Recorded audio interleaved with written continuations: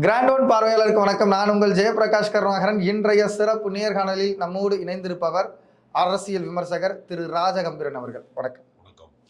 தமிழ்நாட்டை பொறுத்த வரைக்கும் இந்த நீட் தேர்வு என்பது ரொம்ப பெரிய ஒரு பிரச்சனைக்குரிய ஒரு விஷயமாக பார்க்கப்பட்டு தான் இருக்கு. குறிப்பாக இந்த நீட் தேர்வு அறிமுகம் ஆனதுலேருந்தே தமிழ்நாட்டிலிருந்து மட்டும்தான் எதிர்ப்பு குரல் வந்தது. அதுக்கு காரணம் இது சமூக நீதியை பாதிக்குது, சமூகத்தில் இருக்கிற இந்த கட்டமைப்பின் அடிப்படையில் நடந்த தேர்வுகளுக்கு இது எதிராக இருக்குது அப்படின்றத சொல்லப்பட்டுட்டே இருந்தது. ஆனால் இந்த தேர்வு கொண்டு வரும் பொழுது அதை ஆதரித்தவங்க என்ன சொன்னாங்கன்னா, இதில் இருக்கிற கரப்ஷன் போயிடும், மெடிக்கல் காலேஜ் கரப்ஷன் நீங்கிடும், மெரிட் சிஸ்டம் ஃபாலோ பண்ணப்படும், கரெக்டானவங்க தகுதியானவங்களுக்கு மருத்துவக் கல்லூரி கிடைக்கும் அப்படின்னு சொன்னாங்க. ஆனால் இந்த முறை நடந்த நீட் தேர்வில் பல குரல்படிகள்லாம் இருக்குது. குறிப்பாக வந்தீங்கன்னா 1563 பேருக்கு கிரேஸ் மார்க்லாம் கொடுத்துருக்காங்க. 67 பேர் 720க்கு 720 எடுத்திருக்காங்க. அப்புறம் ஒரு மைனஸ் நெகட்டிவ் மார்க் கழிச்சா கூட ஒரு ஆளுக்கு 715லேருந்து அதுக்குள்ளே தான் வரணும். ஆனால் 716 மார்க் போட்டிருக்காங்க, 717, 18 இப்படிலாம் மார்க் போட்டிருக்காங்க. பல குரல்படிகள் இதுக்குள்ளே நடந்திருக்கு. இதை நீங்கள் எப்படி பார்க்குறீங்க? நீட் தேர்வு எங்கள் மாநிலத்திற்கு விலக்க வேண்டும் என்று தமிழ்நாட்டினுடைய முதலமைச்சர் குரல் எழுப்பியது. இதற்கு முன்பு ஆட்சி செய்த முன்னாள் முதலமைச்சராக இருந்த மறைந்த முதல்வர் ஜெயலலிதா அவர்கள் குரல் எழுப்பியதெல்லாம் நாட்டு மக்கள் எல்லாருக்குமே தெரியும். ஆனால் வட இந்தியாவிலே ஒரு மிக முக்கியமான ஒரு முதலமைச்சராக இருந்தவரும் கூட இந்த நீட் தேர்விற்கு விலக்கு கேட்டிருக்கிறார். அவர் யாருன்னா, இன்றைக்கு பிரதமராக இருந்து அன்றைய காலகட்டத்திலே நீட் அறிமுகமான காலகட்டத்திலே குஜராத்தினுடைய முதலமைச்சராக இருந்த மோடி அவர்கள் எங்கள் மாநிலத்திற்கு நீட்டுக்கு நாங்கள் விதிவிலக்கு கேட்கிறோம், நீட் விலக்கு கேட்கிறோம் என்று சொல்லி இருக்கிறார். அதே பிரதமர் தான், அதே அரசாங்கம் தான் இன்றைக்கு மாநிலங்களின் மீதான இந்த நீட் தேர்வை திணித்துக் கொண்டிருக்கிறார்கள். இதை ஏன் எதிர்க்கிறோம் என்று சொன்னால், நீங்கள் மாநில பட்டியலில் இருக்கக்கூடிய அந்த கல்வியை மத்திய அரசாங்கத்தினுடைய கல்வி திட்டத்தின் வழியாக இருக்கக்கூடிய கேள்விகளின் வழியாக அவர்கள் நுழைவுத் தேர்வை நடத்துறாங்க. இதற்கு முன்பு +2 மார்க் ஒரு மிக முக்கியமான ரோலா இருந்துச்சு. இந்த பணி இது மாநில அரசினுடைய கல்வி திட்டத்தில இருந்து படித்தவர்கள், அதிலிருந்து வரக்கூடிய கேள்விகளிலே தேர்ச்சி பெற்றவர்கள் மருத்துவக் கல்லூரிக்கு போனாங்க. மெரிட் ஸ்டூடெண்ட் எப்பவுமே போவாங்க. ஆனால் இவர்கள் என்ன செய்தார்கள் என்றால், அதை தேசிய அளவிலான ஒரு விஷயமாக மாற்றுகிறோம் என்கிற பெயரிலே மத்திய அரசு நடத்தக்கூடிய கல்வி நிறுவனங்களிலே படிக்கிறவர்களுக்கு சாதகமான அந்த பாடத்திட்டத்திலே இருக்கக்கூடிய கேள்விகளை இவர்கள் முன்வைக்கிறார்கள். அப்போ மாநில கல்விக்கூடங்களிலே இருந்து வரக்கூடியவர்கள், இந்த சிலபஸ்ல இருந்து வரக்கூடியவர்களுக்கு அதை அட்டன் பண்ண முடியாதுங்கிறப்ப இதற்குள்ளே மாநில உரிமை பாதிக்கப்படுகிறதுங்கிறது மிக முக்கியமான கருத்து. அதைத்தான் திராவிட முன்னேற்ற கழகம் தொடர்ச்சியாக பேசி வருகிறது. இதுல என்ன செய்யறான்னா, நடுவுல கோச்சிங் சென்டர் உள்ள வர்றாங்க. குறைந்தபட்சம் 3 லட்சம் ரூபா கட்டக்கூடிய வசதி உடையவர்களுக்கு மட்டும்தான் அந்த கோச்சிங் கிடைக்கிறது. அது என்ன ஆகுதுன்னா, மறுபடியும் எக்ஸாம் எழுதிக்கிட்டே இருக்கான். ஏன்னா அவனுக்கு சம்பந்தமே இல்லை, அவன் அது வரைக்கும் அதை படிக்கவே இல்லையே. சிபிசிசில அவன் படிக்கல, அந்த சிலபஸ் படிக்கலையே. புதிதா இன்னொரு கல்வியை அப்ப இவ்வளவு நாள் அவன் பள்ளிக்கூடத்திலே படித்தது 12 ஆண்டு காலம் வரைக்குமான அந்த கல்வி திட்டத்தை அவர் படிப்பே இல்லை என்பதை போல மாற்றுகிறான். ஸ்டேட் சிலபஸே இல்லை. அப்ப மாநில கல்வியை புறக்கணிக்கிற விஷயம் அதுக்குள்ள இருக்கு. சரி, இதுக்கு நடுவுல கோச்சிங் சென்டர் வச்சு கொள்ளையடிக்கிறான். இந்த கோச்சிங் சென்டர் வச்சு கொள்ளையடிக்கிறவனை எல்லாம் கூட்டிட்டு என்ன பண்ணாங்க, தமிழ்நாட்டுல ஆளுநர் தலைமையிலேயே கூட்டம் போடுறாங்க. நம்ம அதெல்லாம் பார்த்தோம், அந்த கேவலத்தை நம்ம பார்த்தோம். அப்ப இவர்களுடைய நோக்கம் என்னவென்றால், சாமானிய வீட்டு குழந்தைகள் மெரிட்டின் வழியாக வந்துவிடக்கூடாதுங்கிறத முக்கியமான நோக்கம். கிராமப்புற பின்தங்கிய கிராமங்களிலே இருந்து ஒரு மிகச்சிறந்த படிப்பை அதிகமான மதிப்பெண்கள் எடுத்த குழந்தைகள்லாம் இதற்குள்ள வந்துவிடக்கூடாது. அப்ப வசதியான வீட்டு குழந்தைகள் மட்டும்தான் வரணும்னா, அப்ப இவர்கள் மருத்துவ படிப்பை படித்து முடித்ததற்கு பின்பால் கிராமப்புறங்கள்ல போய் டாக்டரா இருங்கன்னா இருப்பானா? அப்ப கார்பரேட் செக்டாரை நீங்க முழுக்க அந்த ஏரியாவை மட்டும் கவர் பண்ணக்கூடிய ஒரு கல்வி முறையாக அதை மாற்றுகிறீர்கள் என்று சொன்னால், இப்ப நம்ம பல பேருக்கு தெரிந்திருக்கோம். 5 ரூபாய்க்கு ஊசி போடுற டாக்டர் வடசென்னையில் ஒருத்தர் இருக்கிறாரு.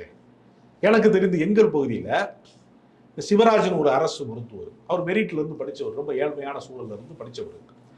அவர்லாம் என்னன்னா லாப நோக்கமே இல்லாம, இப்ப சாதாரணமா ஒரு குழந்தைக்கு சளி பிடிச்சிருக்கு அப்படின்னு சொன்னா அந்த டெஸ்ட் எடுங்க, இந்த டெஸ்ட் எடுங்க அப்படின்னு வரிசையா சொல்லி, ஏன்னா அவன் லேபில் என்னென்ன வாங்கி வச்சிருக்கிறானோ, அவன் லோன்ல இஎம்ஐ கட்டிக்கிட்டு இருப்பான் அந்த ஹாஸ்பிட்டல் நடத்துறவன். அதுக்கான ஃபீஸ் எல்லாம் போட்டு சளிக்கு மட்டுமே ஒரு 1200 ரூபா பில்லு போடுறான். மிடில் கிளாஸ் போய் பார்க்கும்போது அவன் குழந்தைய பாதுகாக்கணுமே, புள்ள சிரமப்படுதே, மூச்சு விட சிரமப்படுதே அப்படின்னு கொண்டு போய் காய்ச்சி அடிக்குதே அப்படின்னு கொண்டு போய் குழந்தைய கொண்டு போய் டெஸ்ட்டுக்கு டாக்டர்கிட்ட கொண்டு போய் விட்டா அந்த டெஸ்ட் இந்த டெஸ்ட்லாம் எல்லாம் எடுத்துட்டு வான்னு சொல்லி 60 ரூபா 70 ரூபாய்க்கு ஊசி போட்டு முடிக்க வேண்டிய 100 ரூபாயில முடிக்க வேண்டிய விஷயத்த ஒரு 1500 ரூபாய் சம்பாத்தியத்துக்கான விஷயமா மாத்துறான். பெரிய கூட்டமா இருக்கு. அப்ப கல்வி ஏதாவது முழுக்க முழுக்க மருத்துவம் என்பது சாமானிய மக்களுக்கு கிடைக்க விடாம பாத்துக்கிறான். இதனுடைய நோக்கம் என்ன, இதனுடைய எண்டு என்னவாக போகுதுன்னா, முழுக்க முழுக்க இந்த மாதிரி பெரிய தொகைகள் கொடுத்து படித்து இந்த மாதிரி உருவாகக்கூடியவன்லாம் பின்னால மருத்துவ சேவைக்கு வரமாட்டான். அரசு மருத்துவக் கல்லூரிகளை படிப்படியாக இல்லாமல் செய்வது, பணம் இருக்கிறவனுக்கு மட்டும்தான் வைத்தியம் என்கிற நிலையை நோக்கி சாமானிய மக்களை பாதிக்குது. இது ஒரு மருத்துவ மாணவர்கள் பிரச்சனை மட்டுமல்ல. இப்ப இந்த முறைகேட்டை குறித்து பல பேர் பேசணும். பல மாணவர்கள் தற்கொலை செய்து கொண்ட போதெல்லாம் அது ஒரு எமோஷனலா வெடிச்சிச்சு இந்த போராட்டம். இது தமிழ்நாட்டோடு அடங்கி விடும்னு பல பேர் கனவு கண்டான். ஆனால் இன்றைக்கு என்னாச்சு, உச்ச நீதிமன்றத்தில் போய் 1500க்கும் மேற்பட்ட மாணவர்கள் மோசடி செய்யப்பட்டிருக்கான், ஏமாற்றப்பட்டிருக்கான், கரணி மதிப்பெண் போடுறோங்கிற பேர்ல ஏமாத்திருக்கான், சீட்டிங் நடந்திருக்குங்கிறது இன்னைக்கு உச்ச நீதிமன்றத்தில் வழக்காகி இருக்கிறது. மறுதேர்வு நடத்தணும்னு உத்தரவிடுறான் நீதிபதிகள்லாம். அப்ப நீதிபதிகள் மறுபடியும் மறுதேர்வு நடத்த வேண்டும் என்று உத்தரவிடக்கூடிய அளவிற்கு இங்கு மோசடி நடக்கிறது என்று சொல்லுகிற போது, இது தேசிய கல்விக் கொள்கை நான் சொல்றது தேசிய அளவிற்கான பிரச்சனையாக வெடிக்கிறது. அப்ப மருத்துவ கல்லூரிக்கு அந்த கனவை பொசுக்குகிற வேலையை சிறப்பாக இவர்கள் செய்து கொண்டிருக்கிறார்கள். இதை நீக்குவது என்கிற விஷயத்துல மத்திய அரசாங்கம் ஒரு உரிய முடிவை எடுக்க வேண்டும். அதற்கான ஒரு அரசியல் அழுத்தத்திற்கான ஒரு சூழல் வந்திருக்கிறது. ராகுல் காந்தி போன்றவர்கள்லாம் இந்த மாணவர் போராட்டத்துல நேரடியாகவே பங்கேற்கக்கூடிய அளவிற்கு சூழல் மாறி இருக்கு. அவர் கலந்துக்கணும்ன்றீங்க? ஆமா, இது பெரிய அளவிலே ஒரு போராட்டமாக முன்னெடுக்கிறதுக்கு ஒரு வாய்ப்பாக மாறி இருக்கு. தேசிய அளவிலான ஒரு போராட்டம். நீங்க சொல்ற மாதிரி புரிஞ்சுக்கலாம்னா, இப்போ அந்த 1500 மாணவர்களுக்கு ஒரு கிரேஸ் பாயிண்ட் கொடுக்குறாங்க, அது வேணான்னு சொல்லிட்டு உச்சநீதிமன்றம் சொல்லுது, மறுதேர்வு வைக்கிறாங்க. மறுதேர்வு வைக்கிறது ஒரு இயல்பான ஒரு விஷயம். ஆனா என்ன இங்க ஒரு பிரச்சனைனா, அவன் மனநிலை ஒன்று இருக்குல்ல, அந்த ப்ரிப்பரேஷன் டைமிங்னு ஒன்று இருக்குல்ல. இத்தனை நாள் கஷ்டப்பட்டு படித்து அந்த 180 கொஷின்ஸ் அட்டன் பண்ணி 720க்கு ஒரு மார்க் எடுத்து செலக்ட் ஆகிருப்பான்.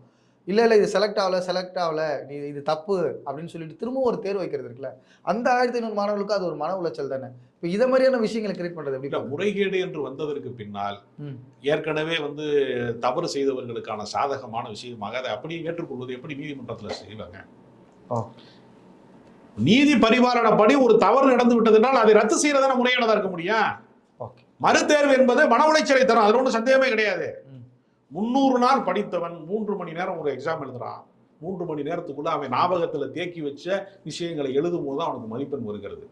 மறுபடியும் அவனுடைய நினைவு கலைந்து விட்டது, மறுபடியும் அவன் ஞாபகத்துல வெளியேறிட்டான். நம்ம இந்த கோர்ஸை முடிச்சிட்டோம்னு நினைச்சிட்டான், வெளியேறிட்டான்னா அவனுக்கு மறுபடியும் படிக்க வேண்டிய சூழல் இருக்கு. மன உளைச்சலுக்கு நிச்சயமாக தரும். ஆனா அதை தாண்டி இது போன்ற முறைகேடுகள் எதிர்காலத்தில் நடக்கவே கூடாது என்பதற்கான ஒரு வாய்ப்பாகத்தான் இந்த உச்ச நீதிமன்றம் ஒரு தீர்ப்பை சொல்லுகிறது. இப்போ இதன் அடிப்படையில் வைக்கும் போது இந்த தேர்வு ரத்தாகிறதுக்கான வாய்ப்புகள் இருக்கு. அந்த தேர்வு இல்ல முழுக்க முழுக்க நீட் தேர்வையே ரத்து செய்ய வேண்டும் என்கிற ஒரு கருத்தை நீதியரசர்களே இந்த கருத்தை முன்வைக்கிறது நல்லதாக இருக்கும் நான் நினைக்கிறேன். ஏன்னா இது நீதிமன்றத்தின் வழியாக தான் சாத்தியப்படுத்தினார்கள் கடந்த காலங்களில். உச்ச நீதிமன்றம் பல பேர் என்ன சொல்றாங்கன்னா, மன்மோகன் சிங் காலத்துல வந்துச்சு, காங்கிரஸ் காலத்துல வந்துச்சுங்கிறான். அப்படி அல்ல, இது நீதிமன்றத்தின் வழியாக தான். எப்படி மணிப்பூர் கலவரத்தை அவர்கள் எங்கிருந்து தொடங்குறாங்க? நீதிமன்றத்தின் வழியாக தான் தொடங்குறான். இந்த நாட்டுல எதை எங்கிருந்து தொடங்குறாங்கிறதே ரொம்ப ஒரு நுட்பமான அரசியலாக இருக்கிறது. நம்ம நேரடியா பார்க்கிற போது அது ஒரு அதிகார மட்டத்திலிருந்து அது வருகிறது என்று நாம் நினைத்துக் கொண்டிருக்கிறோம். ஆனால் அதிகார மட்டத்தினுடைய அழுத்தமே நீதிமன்றத்தின் வழியாக அது நடைமுறைப்படுத்தப்படுகிறது என்கிற நுட்பமான ஒரு அரசியல் இருக்கிறது. ஏன்னா நீதிமன்றத்தையும் நம்ம விமர்சிக்க முடியாது, நீதிபதிகளையும் விமர்சிக்க முடியாது என்கிற இடத்திலே தான் அது தொடங்குகிறது. எனவே எங்கு தொடங்கியதோ அங்கேயே முடித்து வைக்க வேண்டிய நிலைமையில உச்ச நீதிமன்றத்தில் அந்த வழக்கு இருக்கிறது. எனவே நீதியரசர்கள் இதற்கு உத்தரவிட்டு இது போன்ற விஷயங்கள்ல ஒரு மாற்று கல்விக் கொள்கையை உருவாக்கணும், அந்தந்த மாநிலத்திற்கான கல்வியை அங்கீகரிக்கணும், கல்வியை மாநில பட்டியலுக்கு மாற்றணும், பொதுப்பட்டியலுக்கு கொண்டு செல்லக்கூடாது என்கிற அந்த நீண்ட நாள் கோரிக்கைக்கு ஒரு முற்றுப்புள்ளி வைப்பதற்கான ஒரு சூழல் பொழுது கணித்திருக்கிறது. இந்த வழக்கின் வழியாக நீதியரசர்கள் அதற்கான ஒரு உத்தரவை பிறப்பித்தார்கள் என்று சொன்னால் முழுமையான நீதி கிடைக்கும் நான் நம்புறேன். இப்ப இந்த தீர்ப்பை நீங்க முற்றுப்புள்ளியா பார்க்காம தொடர்புள்ளியா போட்டு இதன் அடிப்படையில எல்லாமே கொண்டு வர முடியுமான்னு நான் கேட்கிறேன். தமிழ்நாட்டுல இருந்து எடுத்துட்டு வர முடியுமா? இல்ல, இது என்னன்னா கல்வி நிறுவனங்கள் முழுக்கவே என்ன ஆகுதுன்னா ஒரு ஒற்றை மயமாக ஒரு குடையின் கீழே கொண்டு வரணும் அப்படிங்கிறது அந்த தேசிய கல்வி கொள்கைங்கிறதுலாம் அதனுடைய தொடர்ச்சி தான். அதுக்காக தான் என்ன செய்யறான்னா மாநில கல்வியை புறக்கணிக்கிறான். அப்ப மாநில கல்வியை அவர்கள் புறக்கணிப்பதன் வழியாக அவர் என்ன நினைக்கிறான்னா, நான் நினைப்பதுதான் மருத்துவ படிப்புக்கான சிலபஸ், எங்களுடைய பாடத்திட்டம் தான் சரியானது என்று சொல்வதன் மூலமாக ரொம்ப அடித்தட்டு மக்களிலே இருந்து சாமானிய வீட்டு குழந்தைகள்ல இருந்து ஒரு மருத்துவரோ ஒரு பொறியாளரோ வரக்கூடாது. அது முழுக்க முழுக்க மேட்டுக்குடிகளுக்கானதாக ஏற்கனவே கல்வி அப்படித்தானே இருந்துச்சு. ஆதிக்க சாதிகளுக்கானதாகவும் வசதி படைத்தவர்களுக்கானதாகவும் ஏற்கனவே கல்வி இருந்துச்சு. அந்த இடத்தை நோக்கி மீண்டும் கொண்டு செல்வதற்கான ஒரு நவீன தீண்டாமை இதன் மூலமாக அவர் நிறைவேற்றி கொண்டிருக்கிறார்கள். இதை உடைக்க வேண்டிய அவசியம் அனைவருக்கும் இருக்கிறது. இப்போ தமிழ்நாட்டில் இருந்த இந்த சமூக நீதி என்பது மருத்துவக் கல்லூரியில் சேரும் பொழுது +2 வரைக்கும் படித்து அதன் அடிப்படையில் மார்க்கு ஒரு கம்யூனிட்டிக்கு ஒரு கேட்டகரி வச்சுருப்பாங்க. அதன் அடிப்படையில் பர்சன்டேஜ் போட்டு கட் ஆஃப் போட்டு உள்ளே சேர்ந்துருந்தாங்க. இப்போ இது எதுவுமே இல்லை, எல்லாருமே மெரிட்டில் ஓடியாங்க அப்படின்னு சொல்லி தான் கொண்டு வந்தது. ஆனால் இதுலையே பார்த்தீங்கன்னா நல்ல மார்க் எடுத்தவங்க கூட மருத்துவக் கல்லூரிக்கு போக முடியல, பணம் வைத்து இருக்கிறவன் மருத்துவக் கல்லூரிக்கு போக முடியுதுன்னா இப்போ இது மெரிட் சிஸ்டமா அப்படின்றத நம்ம ஏற்றுக்க முடியுமா? அது சமூக நீதியை இல்லாமல் செய்வதன் மூலமாக மெரிட் என்கிற பெயரிலே சமூக நீதியை மறுப்பதற்கான ஒரு ஏற்பாட்டை இதில் செய்து கொடுக்கிறார்கள். அதுதான் நீங்க ஒரு விஷயம் என்னன்னா, இப்ப நீங்க அரசு பணியிடங்கள் நிரப்புவதில் சமூக நீதி கோட்பாட்டையும் நம்ம பின்பற்றோம். இதை ஒரு ஐடி கம்பெனியில செய்ய முடிகிறதா? அப்படின்னா செய்ய முடியாது. ஒரு கிராமப்புறத்துல இருந்து படித்துட்டு வருகிறவனோ, நகர்ப்புறத்துல இருந்து படிக்கிறவனோ, ஒரு மாநகரத்துல இருந்து படிக்கிறவனோ, இங்க இருக்கக்கூடிய நீதிமுறை என்ன மாதிரியான போட்டி தேர்வு நடக்கிறதுனா, ஆண்டிப்பட்டியில இருந்து வரக்கூடிய ஒருத்தனுக்கும், ஒரு சென்னை மாதிரி மாநகரத்துல இருந்து வர்ற ஒருத்தனுக்கும், ஹைதராபாத்ல இருந்து வர்ற ஒருத்தனுக்கும், டெல்லியில இருந்து வர்ற ஒருத்தனுக்கும், வெளிநாட்டுல இருந்து வர்ற ஒருத்தனுக்கும் சமமான தேர்வு என்பது கல்வி சமமாக இல்லாத போது, சமூகங்கள் சமமாக இல்லாத போது, பொருளாதாரம் சமமாக இல்லாத போது, கல்விக்கான வாய்ப்பு சமமாக இல்லாத போது, எல்லாவற்றையும் ஒற்றைமயமா மாற்றுவது என்கிற இடத்துல அவன் நிப்பாட்டுறான். அப்ப அவனுக்கு என்னன்னா, சமூக நீதியை ஒழித்து கட்டுவதற்கான வாய்ப்பாக தான் இதை பயன்படுத்துறாங்க. நீங்க கடந்த காலங்களில் உங்களுக்கு தெரியாதுல்ல, பல பேர் சொல்லுவான் சமூக நீதினால தரம் தாழ்ந்து விட்டது அப்படின்னு பல பேர் சொல்லுவான். ரிசர்வேஷனால தான் எல்லாம் போச்சு. ரிசர்வேஷனால எல்லாரும் படிக்க வந்துட்டாங்க, கீழே இருக்கிற பூரா படிக்க வந்துட்டான், மாடு மேய்ச்சவன்லாம் முக்கியமான இடத்துக்கு வந்துட்டான், அதனாலதான் தரம் போயிருச்சு அப்படின்னு ஒரு கூட்டம் புலம்புவாங்க. அவங்களுக்கே இடஒதுக்கீடு வந்துருச்சு. அப்புறம் இப்ப அவன் மெரிட்டை பத்தி அவன் இப்ப மெரிட் பத்தி பேசுறது சிஸ்டம், இது ரிசர்வேஷனை பத்தி பேசுறது இல்ல. ஆமா, இப்ப இடஒதுக்கீடை பத்தி அவன் என்ன சொன்ன, அவனுக்கு இடஒதுக்கீடு வந்ததற்கு பின்னாடி இப்ப சிஸ்டம் கெட்டு போச்சுங்கிற விஷயத்த அவன் பேச மாட்டேங்கிறான். இடஒதுக்கீடுனால வீழ்ந்தோங்கிறத பேச மாட்டேங்கிறான். அப்ப இவர்களுக்கு என்னன்னா, தங்களுடைய இடம் பறிபோகிறது என்பதற்காகத்தான் இதை பேசியிருக்கிறான். இப்ப ஏன் பேசுற உயர் சாதியினருக்கான இடஒதுக்கீடு அந்த 10% இது வந்த போது ஏன் அதை அவர்கள் மறுக்கல? நாங்க மெரிட்லயே பாஸ் ஆனவங்க, நாங்க தான் தரம் உயர்ந்தவர்களாச்சே, எங்களுக்கு எதுக்குடா நீங்க பிச்சை போடுறீங்க? இடஒதுக்கீடு பிச்சைன்னு சொன்னவன் இந்த பிச்சையை ஏற்க மாட்டான்னு ஒருத்தன் கூட சொல்லலையே. அப்ப ரொம்ப நுட்பமாக என்ன செய்யறான்னா, பிற்படுத்தப்பட்டவன் வரக்கூடாது, ஒடுக்கப்பட்டவன் அந்த இடத்துக்கு வரக்கூடாது, தாழ்த்தப்பட்டவன் வரவே கூடாது, எனவே சிறுபான்மை வரக்கூடாது, முழுக்க முழுக்க நாங்கள் தான் எல்லா அதிகாரத்தையும் நிரப்ப வேண்டும் என்பதற்கான ஒரு பயணத்தை இந்த மெரிட் என்கிற பெயரில் நடத்துறான். இதை புரிந்து கொள்ளாமல், சமூக நீதி கோட்பாட்டை புரிந்து கொள்ளாமல் இதை புரிந்து கொள்ள முடியாது.